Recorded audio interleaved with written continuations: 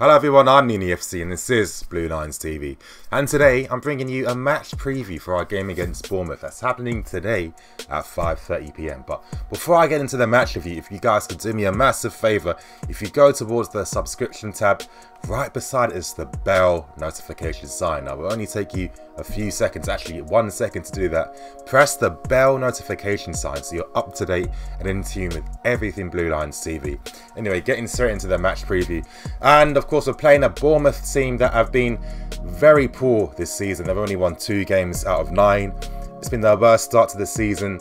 They're struggling to score goals. They're struggling to stop conceding goals, and it looks like they've started to get found out in the league. Of course, Bournemouth, they tend to play with like a 4-1-1 that switches to a 4-2-2, but they did something tactically different in their game against it was Man City, I think, when they switched to a 3-5-1-1, and which turns into a 3-5-2. So I wouldn't be surprised if Eddie Howe was to adopt something quite similar today against Chelsea.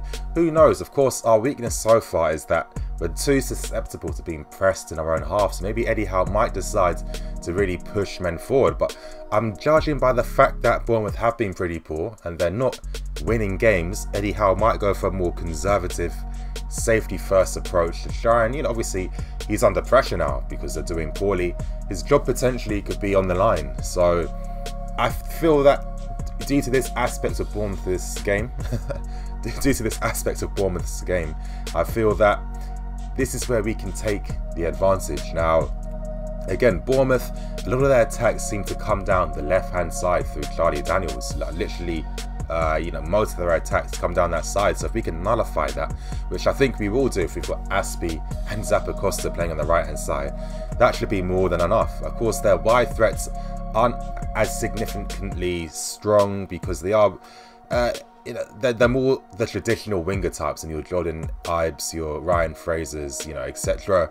They just like to get down the byline mostly and put crosses in. So I feel, again, this could help us in that regards to nullifying their threat out wide. I'm expecting to see a good performance today because Eden Hazard and Morata will be playing, and as I keep stressing, the importance of this system, for this system to do well, we need the likes of a Morata up front. Why? Because Morata not only links up the play and holds up the ball, it's his ability to drop deep that creates space for the likes of Hazard and Pedro either side to, take advantage of the space he's creating for them. And I think that's a massive advantage to have. As I keep saying with Mitchie, this role doesn't necessarily suit his strengths, and most times when he does play this role, yeah, he does drop deep, but then his link-up play isn't there, and then most times he's not really dragging defenders out of position. And this is why you can tend to see when he is playing that the left-sided forward and the right-sided forward tend to be a bit isolated from each other and tend to just, play on their, on their normal sides of the pitch. And I think that obviously is just not as helpful, because that's the main threat, because if they're not on the ball, then the wing backs can't do their job properly, and then that's how we tend to lose the midfield battle, right? Because we just get overrun, because as I keep saying, the wing backs are effectively wide midfield players. So the minute they're not in the game, we've only got 2 in midfield, and then we've got all these men behind. So it's like, where are the options then? So I feel that in this regards, with Morata and Hazard playing, that's going to be better ball retention in the final third. That's going to be better link-up play, and that's going to help our wing-backs get forward a lot more. And if you combine that with the fact that Bournemouth have been pretty awful, they are conceding goals, they probably will play a bit more conservatively due to the fact that they're not winning and Eddie Howe's under pressure.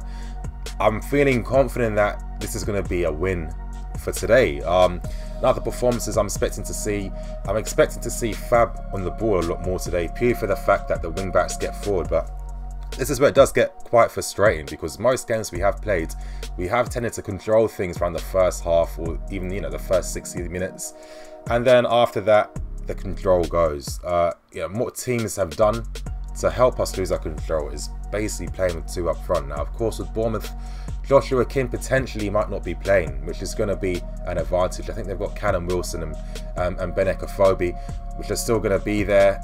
But they are, with Benek, he's more of a static figure. Wilson potentially making runs around, but at the same time, they are 2 strikers that will happily close down our defenders and press.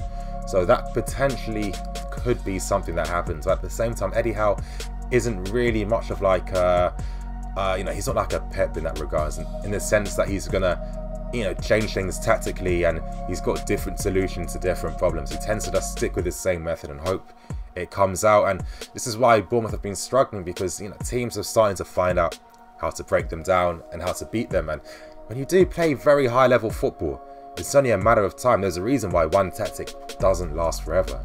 You've got to think it's high level football. Most times you're playing on average a team twice for the year. They only need maybe 2 games, 3 games to get an understanding of how to play against you. That's how, this is the Premier League. This is how, this is what high level football is about. So in that regards, Eddie Howe is not really doing anything to innovate the team. And I feel that they're not going to be playing with too much confidence. Of course, we're going to be seeing the likes of Nathan Ake and Asmir Begovic coming back. I've always felt sorry for Ake for the fact that he went to Bournemouth, purely because he had a buyout clause. This is the reason why Bournemouth were happy to pay the 20 million for him, because they're getting a player that's above their level and it's worth it for them. But at the same time, because of the buyout clause, that stopped the likes of Everton and Southampton trying to sign him, which would have been better for his career, and he would have been playing at a higher level.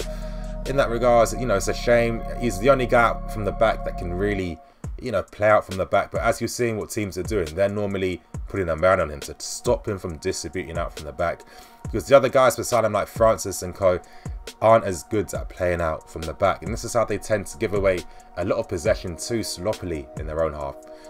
If you combine the fact that their midfield isn't as dominant and they're more workhorses, and there's not much real quality from them in midfield in terms of their passing distribution, I feel that this game is set in stone. But it's hard to say that, because a lot of times when I do these match previews, I look at the tactical aspects. I'll look at our opposition's like recent form. I'll try to look at the formations that they've played in previous games. I'll look at some of the stats like possession and shots on goal and heat maps, just to get a better understanding, so my obviously my points are more valid. And of course, the beautiful thing about football is that you can have all the stats in the world. It's all up to the guys on the pitch end of the day. Of course, I feel that management is supposed to obviously help them on the pitch more with knowing what to do, how to play a system where they don't have to improvise on the ball. They know where to move the ball, they know how to break a team down. That stuff helps, but then there's still that human aspect in terms of if someone's lacking confidence or makes a mistake or gets sent off, etc, etc, or a referee does something, it can affect the course of the game. And this is why it's not always as easy to predict, because of course I try to go by the stats to get a better understanding, like a better idea of how much of a chance we have of winning a game. But as we've seen recently, the minute teams do pit 2 men up, they close us in, and I haven't seen Conte do anything to help us obviously ride the pressure and get past it. And I think really that's something Conte should be looking to do, because the reason when we do get pressed in, we are giving away some gilt-edged chances to teams now. Not only is it, before it just used to come from crosses, from open play or set pieces, now it looks like our flanks are getting beaten so easily, because there seems to be gaps now on both the right when Moses isn't playing and on the left hand side now because of Cahill and Alonso now. Now teams are getting more chances to get forward due to the fact now that when they do close us down, they're leaving Cahill free, because they know that with your Cahill on the ball, who's your options in front? You can't pass to your defenders. You don't have the confidence to do that. There's no one up front to pass to. You're either going to hit it long and hope one of the front players gets on the ball, or you're going to crumble under pressure and concede possession. And that's what they're hoping. That's what's been happening. And I'm hoping today, I'm hoping that Conte is working on a plan B to help us get through this, because if it doesn't change, it's going to get worse for us. Look at the quality of chances that the likes of Watford and Crystal Palace and Everton in that Carabao Cup game created in the end. That shouldn't be happening, and that tells me that there's issues maybe with this system. I know we haven't had certain players playing. I feel that Kante is kind of like a cheat code in this system, because due to the fact that he is just like the epitome of what it means to be a midfield player in terms of a ball-winning midfield player. He's top of the range. He's top class in that respect. So I feel that sometimes this is why managers like Conte like to have world-class players, because they can elevate a system if it's not necessarily doing as well due to their quality and the attributes that they provide. And Kante is that type of player. But I think this will be very interesting for me to watch, because I feel if Bournemouth do similar to what Everton, Watford and Crystal Palace have done recently, in terms of the minute if they switch to two up front and they start to close us in our own half, if a Bournemouth can do that, then to me there's going to be real issues with this system. And I feel that maybe it's not the right system for us to, you know, to continue to use throughout the season. Maybe Conte might have to change, and you know, Conte will do that. He's not a slave to any system, as we saw last year. Even before we used 3-4-3, he said 3-4-3 was a plan D. He tried with a 4-1-4-1, he tried with a 4-2-3-1, a 4-2-4, and then he tried a 3-4-3 in the end, and it helped. And I feel we need to do the same thing, just as the 3-4-3 helps us, you know, beat opposition pressing before. Remember the likes of the Liverpool game, for example, when they really closed us in our own half and stopped us from really playing.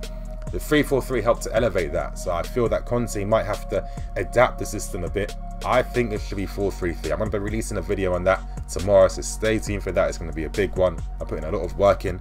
There you guys, that's going to be my match preview for today. I'm going for a 3-1 win. I think Bournemouth might get a goal from a set piece, or, you know, like a lucky wonder goal, but I think that we'll generally have the control in the game. I expect Morata to get on the goal sheet. I expect Hazard to score as well, and I think a defender from a set piece might score another goal, because Bournemouth have been pretty weak from set pieces as well. Anyway, this is my match preview for today. I'm Nini FC. This is Blue Lines TV.